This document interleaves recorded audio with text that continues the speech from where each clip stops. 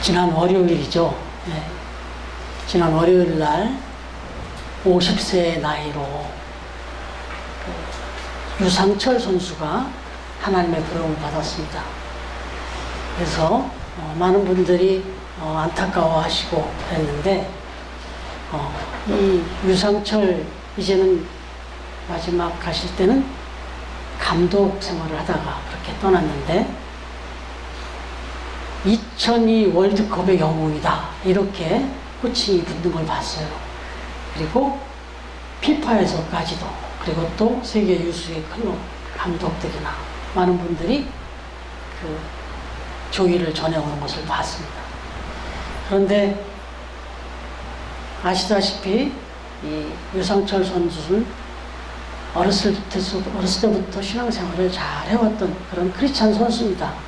그래서 아주 언론에 대대적으로 그 빈소가 보도가 됐는데 얼마나 또 한편으로는 위로가 되고 흐뭇했는지 몰라요.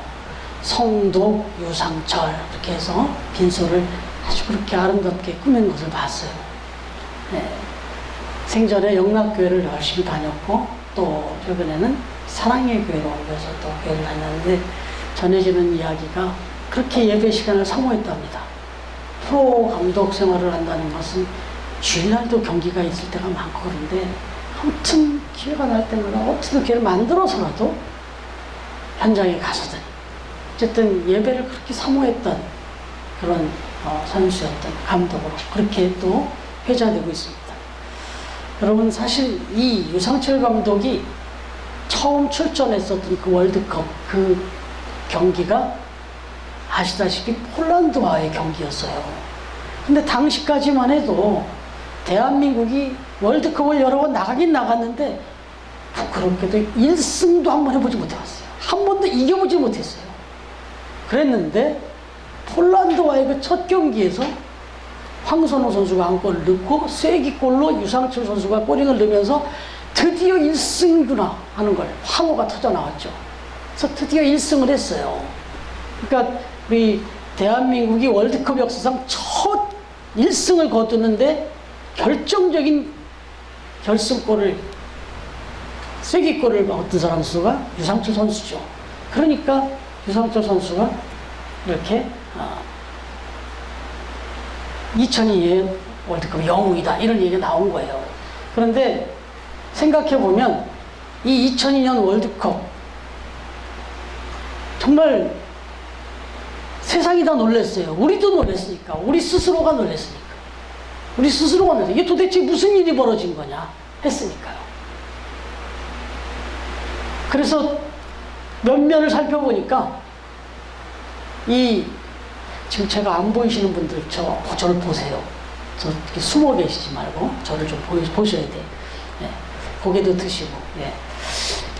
2002년 월드컵을 경기를 뛴 선수들을 이렇게 면면을 봤어요. 면면을 보니까 엔트리 선수가 23명인가 되는데 제가 한번 그냥 좀 읽어 드릴게요. 선수들이 어느 정도였는지. 크리스찬 선수들이 유상철 선수, 이영표, 안정환, 이훈재, 최용수, 송종국, 이천수, 차두리, 김태형, 최태웅, 현영민 11명이에요. 11명. 그러니까 뭐 절반이 크리스찬이었어요.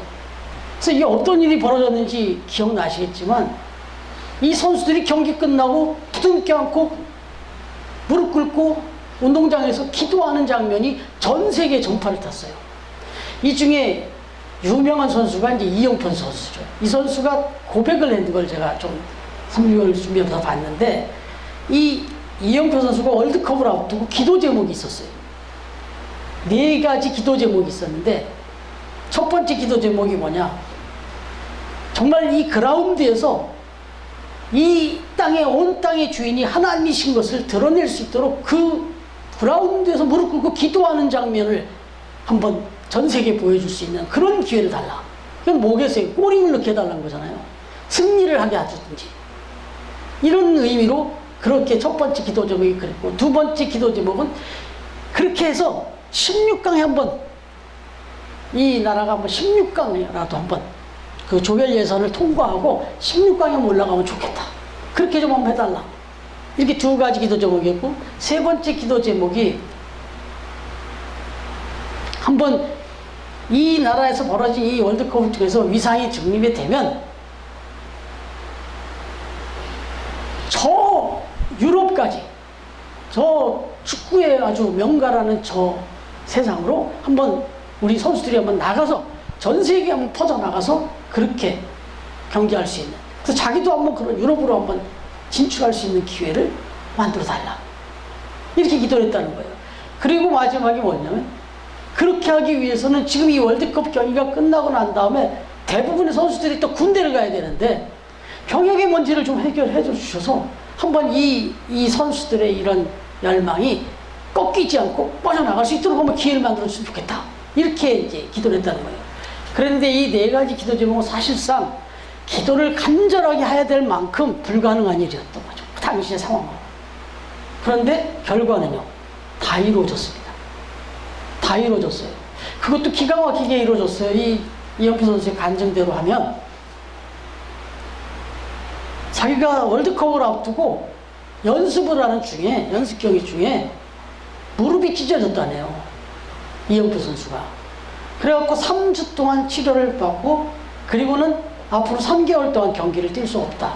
이런 진단까지 받았대요. 그래서 그냥 월드컵은 물 건너가는 상황이 된 거죠. 기도를 그렇게 하고 준비를 했는데, 그래서 끝나는 줄 알았다는 거죠. 그랬는데 그 다음날 히딩크 감독이 자기를 미팅을 해서 만나자고 그래서 만났더니, 히딩크 감독이 특별히 의무진 아주 유능한 의사 2명을 데리고 들어왔다네요.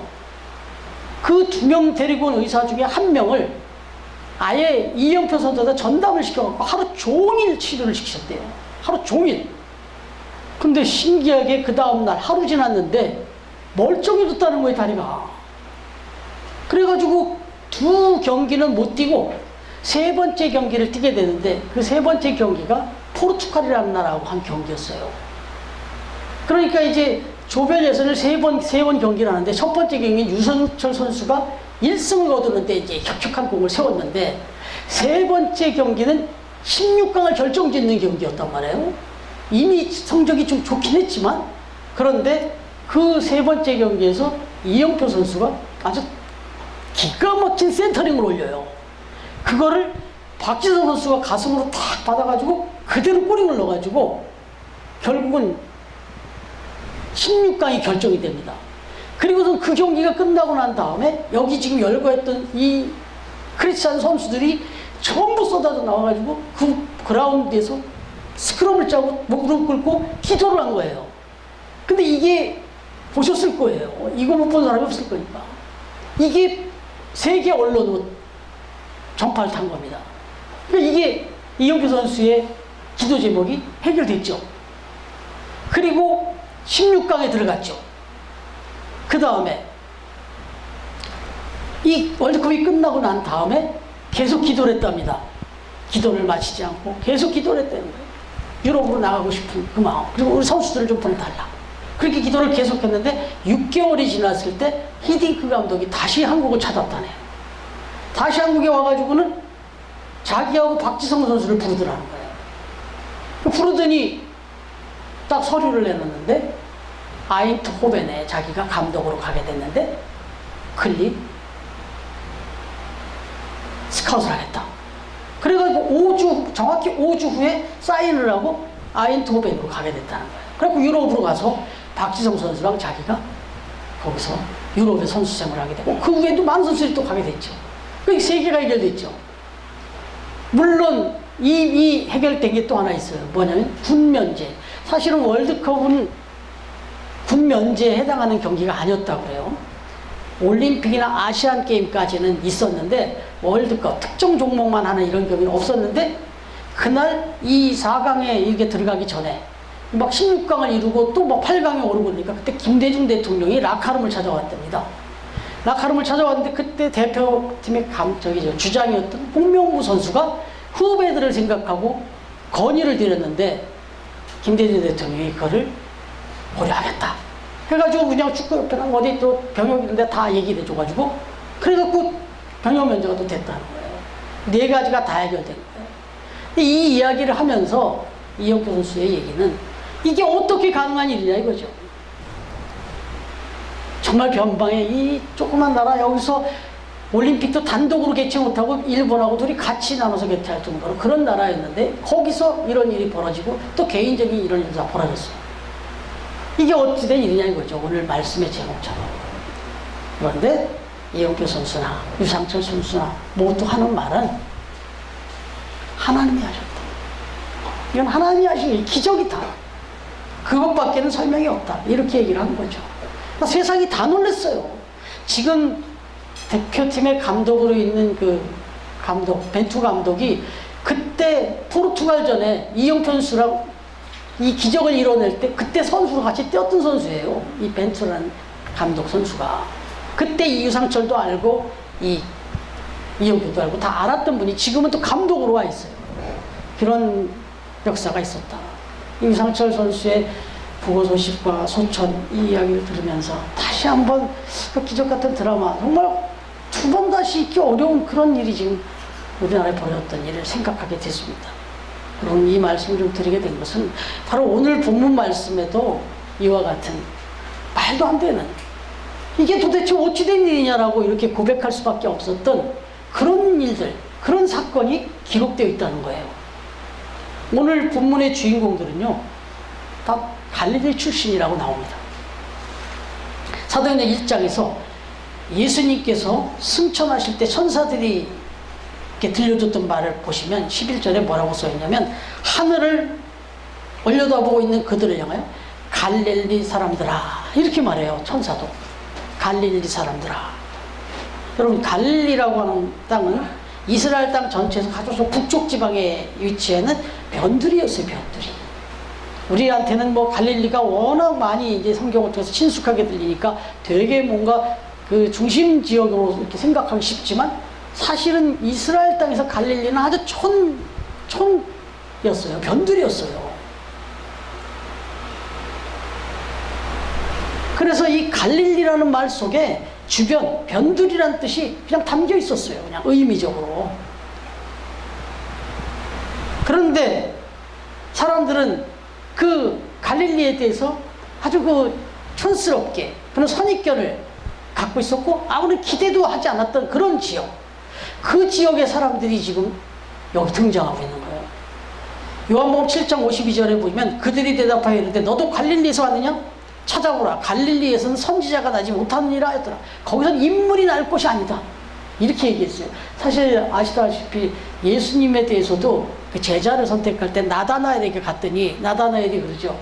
아니 그 나사렛에서 무슨 선한 것이 날 수 있겠다고 지금 얘기를 하냐? 나사렛 예수를 소개하니까 이렇게까지 얘기할 정도로 나사렛도 갈릴리 지방이에요. 그 정도로 거기는 그게 천시하고 아주 우습게 봤던 곳인데 오늘 보니까 그 갈릴리 사람들이 지금 아주 놀라운 일을 행하고 있거든요. 이스라엘 사람들이 아주 중요하게 여겼던 절기는 아시다시피 오순절입니다. 이 오순절 출애굽을 한 후에 성령께서 역사하시는 그 오순절, 임재하는 오순절, 이 오순절을 절기를 지킬 때면 이스라엘 온 이스라엘은 다 마찬가지. 물론이거니와 주변 열방 주변에 있는 모든 열방의 나라 사람들이 다 찾아왔어요. 유대인들도 당연히 모였지만 이제 개종한 유대인으로 개종한 많은 사람들까지 다 찾아왔어요.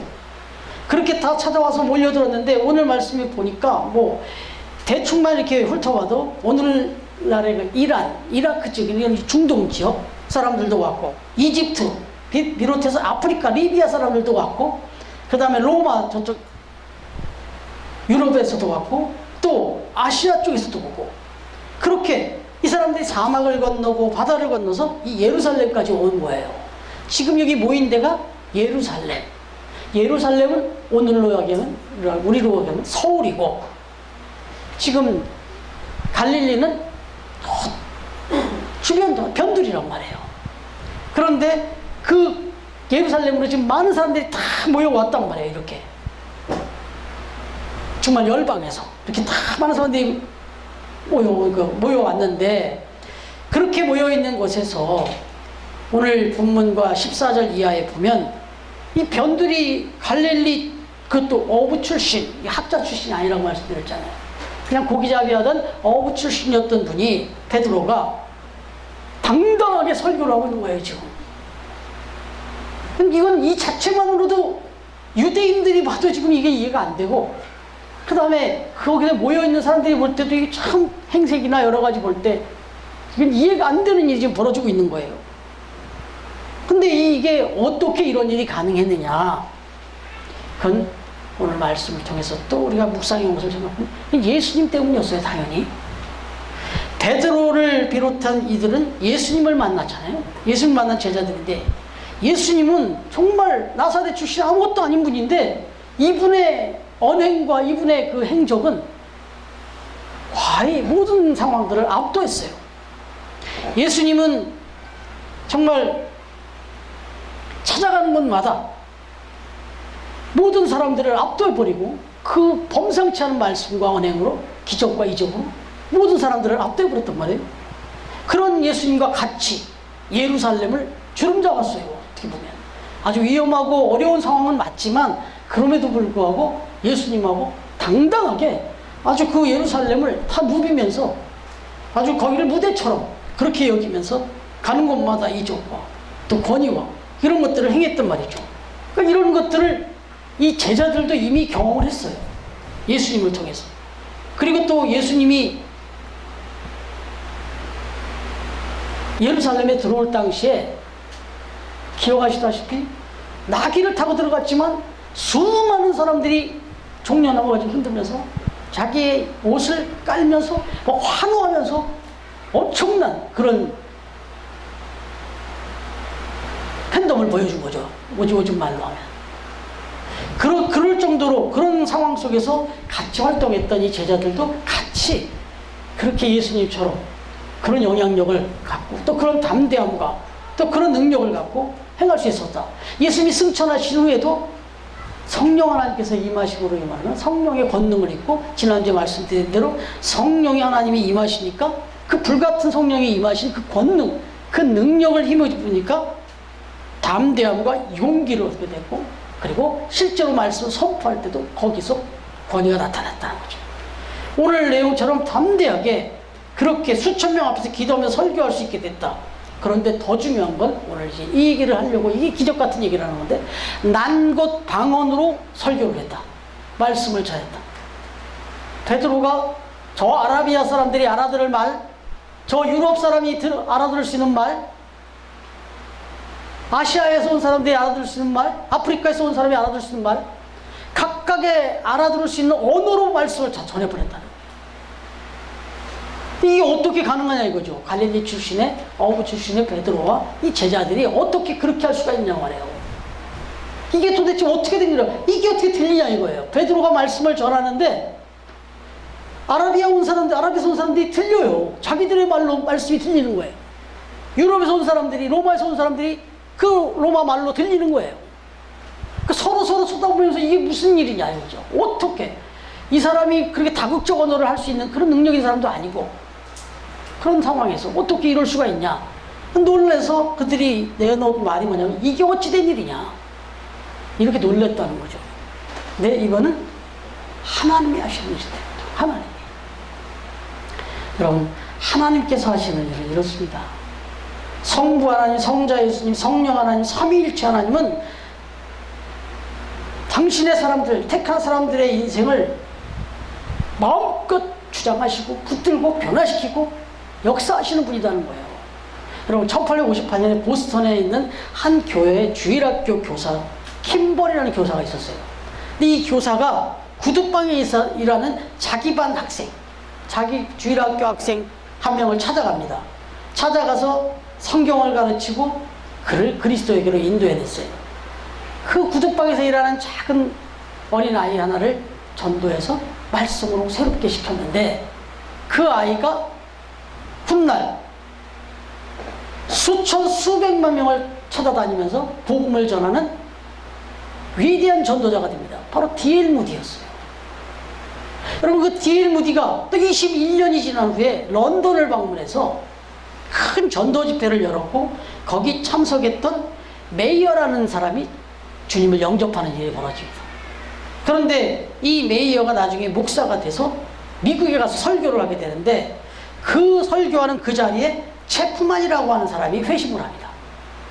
그래서 이 체프만이라는 사람이 회심을 하고 YMCA에서 일을 하게 되는데 거기에서 함이라고 하는 목사님을 초빙해서 전도 집회를 3주간 가졌어요. 그랬는데 너무 실망스러웠어요. 회심자가 없었어요.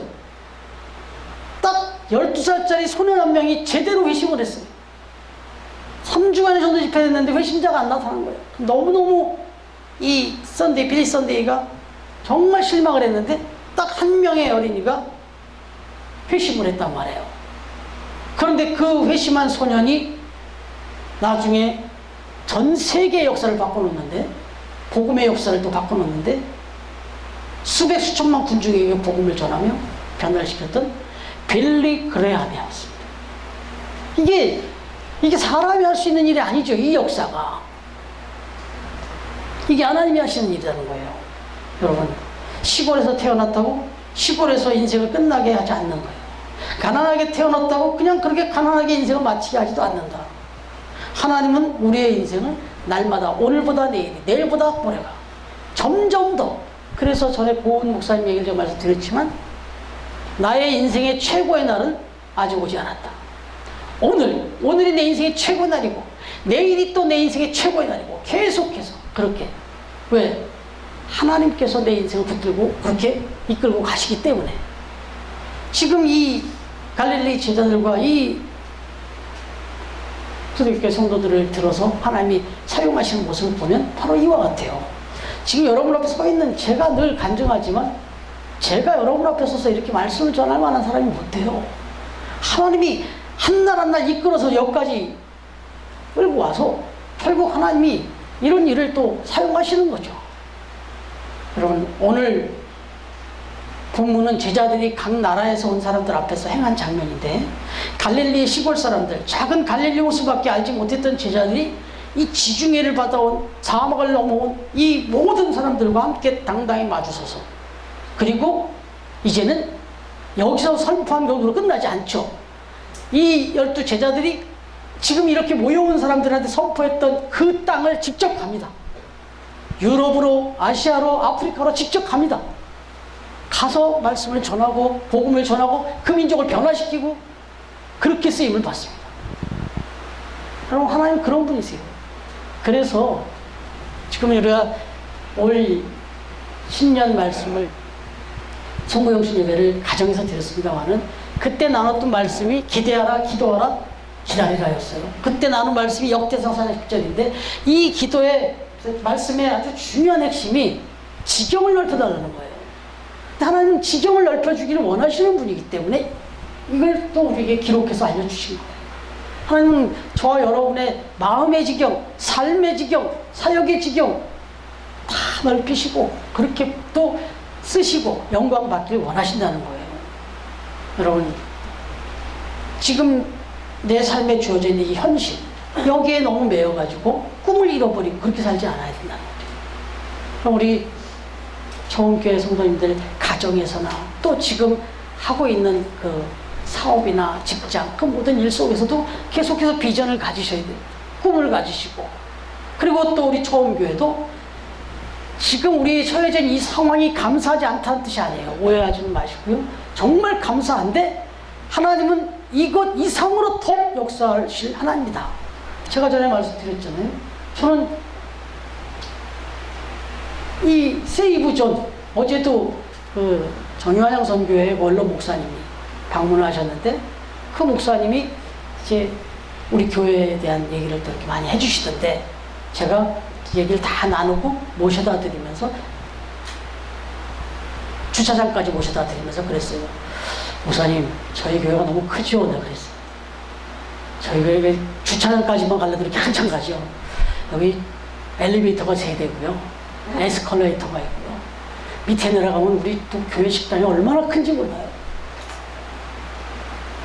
이게 어떻게 이런 일이 있을 수 있는지 몰라요. 왜냐하면 그분이 아시거든요. 제가 사역하고 사임하고 또 새로운 교회를 개척해야 되는 과정이 얼마나 또 부족하고 여러 가지 안타까운 상황이었는지 아시거든요. 그런데 이렇게 2주년이 된 이야기를 드렸더니 벌써 그렇게 됐는가 생각하면서 감동을 하시더라고요. 그런데 그건 끝이 아니에요. 이게 끝이 아니라 하나님은 지금도 계속해서 우리 처음교회를 통해서 계획을 갖고 계시잖아요.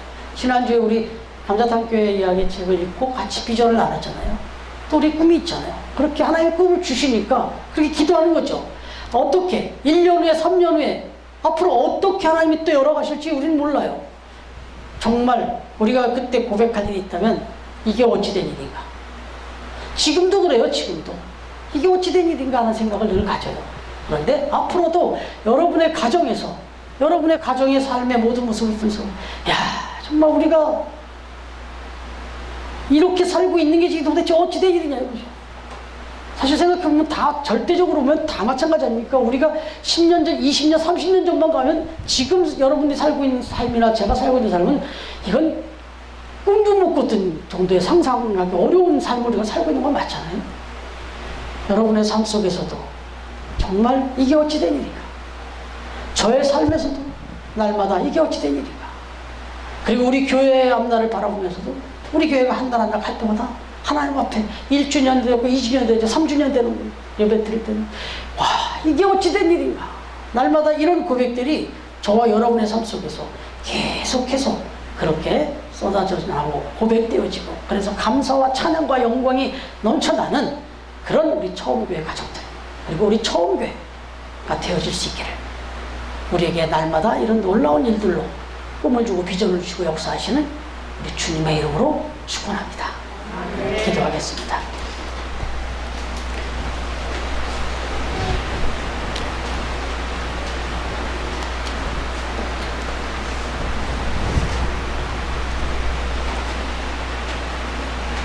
알파와 오메가가 되시고 우리의 인생의 시작과 끝을 이미 하나님의 계획과 하나님의 시간표 안에서 인도해 주시고 계심을 믿습니다. 지금 오늘 우리가 지금 처해 있는 바로 이 시간 이 순간까지 하나님께서 정말 기적 같은 역사로 함께 해주시고 또 역사해 주셔서 우리의 오늘이 있음을 믿고 감사를 드립니다. 아무리 생각해 봐도 오늘 저희들이 처해 있는 우리의 가정과 우리의 교회 우리의 삶의 자리를 보면 이것이 과연 어찌된 일인가 정말 하나님 앞에 감사할 수밖에 없는 그런 우리의 인생인 것을 우리의 삶인 것을 다시 한번 고백합니다. 여기서 끝나는 것이 아니라 하나님의 서는 날까지 우리를 통하여 이루신 또 우리가 경험하게 될 놀라운 일들을 기대하면서 또 기도하면서 기다리는 마음으로 그렇게 살아가는 우리 처음 가족들이 다 되도록 축복하여 주시옵소서. 아버지 하나님 지난 한 주간도 땀 흘려 수고한 우리 사랑하는 처음 가족들 물질의 주인 되신 하나님 앞에 이렇게 귀한 예물을 구별하여 하나님 앞에 드립니다. 주님이 예물을 받아주시고 지경을 더욱 넓히시고 또한 더욱 큰 많은 열매들을 허락하셔서 또 가정에서나 또 일터에서나 또 무엇보다도 하나님 앞에 더 많은 것을 드리며 영광 돌리는 우리 처음 가족들 다 되도록 특별히 건강을 붙잡아 주시옵소서. 이 예물이 쓰여지는 곳에서 하나님의 놀라운 일들이 계속해서 펼쳐지기를 소망하옵고 또 하나님의 뜻과 하나님의 나라가 이루어지고 회복되어지는 역사를 보게 하여 주시옵소서. 이제는 우리 주님 예수 그리스도의 은혜와 하나님의 사랑과 성령님의 교통하시는 은총이 이 어찌된 일인가 우리의 삶에 주어진 모든 상황들을 하나님 앞에 감사로 감격하며 고백하며 그렇게 예배하는 우리 처음 가족들 가정마다 삶의 자리 그 사업처 직장 모든 곳 위에 그리고 처음 교회 위에 오늘도 귀한 장소 예비하시고 허락하신 세부전과 기쁨의 집 위에 오늘도 주의 이름으로 예배하는 모든 주의 백성들과 주의 교회 위에 이제로부터 영원토록 함께해 주시기를 간절히 축원하옵나이다. 아멘.